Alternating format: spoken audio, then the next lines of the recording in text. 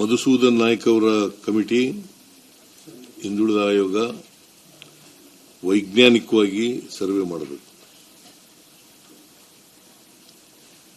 ಎರಡನೇದು, September 22ರಿಂದ survey ಪ್ರಾರಂಭ ಆಗುತ್ತೆ, ಸಮೀಕ್ಷೆ. ಮತ್ತೆ 7ನೇ ತಾರೀಕಿನವರೆಗೆ ನಡೀತದೆ. ವರದಿಯನ್ನ ಡಿಸೆಂಬರ್ ಒಳಗಡೆ ಕೊಡಬೇಕು. ಆಮೇಲೆ ಈ ಸಾರಿ ಒಂದು ವಿನೂತನವಾದಂತ ಪದ್ಧತಿಯನ್ನ ನಾಗಮೋಹನ್ ದಾಸ್ ಸಮಿತಿಯವರು, ಆಯೋಗದವರು ಮಾಡಿದರಲ್ಲ, ಈ ಒಳ ಮೀಸಲಾತಿ ಬಗ್ಗೆ ಮಾಡಿದರಲ್ಲ, ಆ ತರದ್ದು ಇವರು ಕೂಡ ಮಾಡ್ತಾ ಇದ್ದಾರೆ. ಯಾಕಂತಂದ್ರೆ ಈ ಮನೆ ಮನೆಗೂ ನಾವು ಕರೆಂಟ್ ಕೊಟ್ಟಿದ್ದೀವಿ. ಈ ಮೀಟರ್ ರೀಡರ್ ಇರ್ತಾರಲ್ಲ, ಮೀಟರ್ ರೀಡರು, ಸೊ ಅವರು ಪ್ರತಿ ತಿಂಗಳು ಕೂಡ ಮೀಟರ್ ರೀಡಿಂಗ್ ಮಾಡ್ತಾರೆ. ನಾವು ಮನೆ ಕನೆಕ್ಷನ್ ಕೊಡುವಾಗ 6 ನಂಬರ್ ಕೊಟ್ಟಿರ್ತೀವಿ.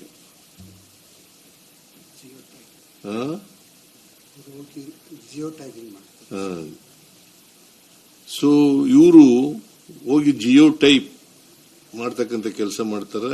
ಮತ್ತೆ ಅವ್ರ ಮನೆಯಲ್ಲಿ ಎಷ್ಟು ಮನೆಗಳಿದ್ದಾವೆ ಆ ಮನೆಗಳನ್ನೆಲ್ಲ ಐಡೆಂಟಿಫೈ ಮಾಡಿ ಆ ಮನೆಗಳಿಗೆ ಒಂದು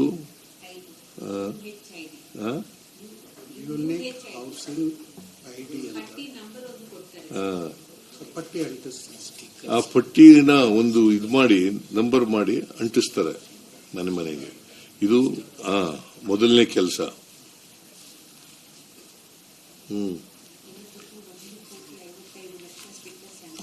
UHID ಅಂತ ಹೇಳ್ತಾರೆ ಅದಕ್ಕೆ, unique house hold identity. Unique house hold identity. ಸುಮಾರು 2 ಕೋಟಿ ಮನೆಗೂ ಕೂಡ ಅಂಟಿಸ್ತಕ್ಕಂಥ ಕೆಲಸನ ಮಾಡ್ತಾರೆ.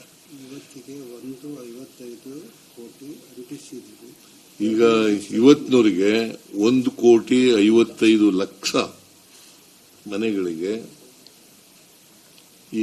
ಈ ಪಟ್ಟಿಯನ್ನ ಅಂಟಿಸ್ತಕ್ಕಂಥ ಕೆಲಸ, ಈ ಸ್ಲಿಪ್ ಅಂತ, ಸ್ಟಿಕರ್ ಅದು ಅಂಟಿಸ್ತಕ್ಕಂಥ ಕೆಲಸ ಮಾಡ್ತೇನೆ. ಅದು ಒಂದು. ಆಮೇಲೆ ಅದಾದ್ಮೇಲೆ ಮನೆ ಮನೆಗೆ ಮೇಸ್ಟ್ರಿಗಳು, ಟೀಚರ್ ಸರ್ವೆ ಮಾಡ್ತಾರೆ. ಪ್ರತಿ ಮನೆಗೂ ಕೂಡ ಅಲ್ಲಿ ಈ ಆಧಾರ್ ಕಾರ್ಡ್ ಇದೆಯಲ್ಲ, ಪಡಿತರ ಚೀಟಿ ಮತ್ತು ಆಧಾರ್ ಕಾರ್ಡ್, ಅದನ್ನ ಅವರು ಮೊಬೈಲ್ ಇದ್ರೆ ಮೊಬೈಲ್ಗೆ ಲಿಂಕ್ ಮಾಡ್ತಾರೆ.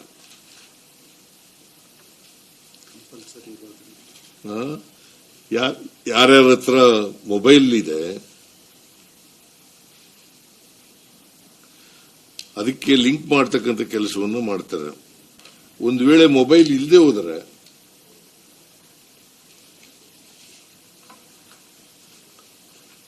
ಆ ಮನೆಗಳನ್ನು ಕೂಡ ಸರ್ವೆ ಮಾಡ್ತಕ್ಕಂಥ ಕೆಲಸವನ್ನು ಮಾಡ್ತಾರೆ. ಆ ವ್ಯಕ್ತಿಗಳದು ಮನೆಗಳದು ಸರ್ವೆ ಮಾಡ್ತಕ್ಕಂಥ ಕೆಲಸ ಮಾಡ್ತಾರೆ. ಒಟ್ಟಾರೆಯಾಗಿ ಸೈಂಟಿಫಿಕ್ ಆಗಿ ಆಗ್ಬೇಕು, ಯಾರು ಕೂಡ ತಪ್ಪಿಸ್ಕೋಬಾರದು. ನನ್ನ ಮನವಿ ಏನಪ್ಪಾ ಅಂತಂದ್ರೆ, ಇದರಲ್ಲಿ ಪ್ರತಿಯೊಬ್ಬರು ಕೂಡ ಪಾಲ್ಗೊಳ್ಳಬೇಕು ಅಂತಕ್ಕಂಥದ್ದು ಮನವಿ. ಜೊತೆಗೆ 60 ಪ್ರಶ್ನೆಗಳನ್ನ ಕೇಳ್ತಾರೆ. ಕಾಂತರಾಜ್ ವರದಿ ಮತ್ತೆ 54 ಇತ್ತು, ಈಗ 6 ಜಾಸ್ತಿ ಮಾಡಿದ್ದಾರೆ, 6 ಪ್ರಶ್ನೆಗಳು ಜಾಸ್ತಿ ಮಾಡಿದ್ದಾರೆ. 60 ಪ್ರಶ್ನೆಗಳನ್ನ ಕೇಳ್ತಾರೆ.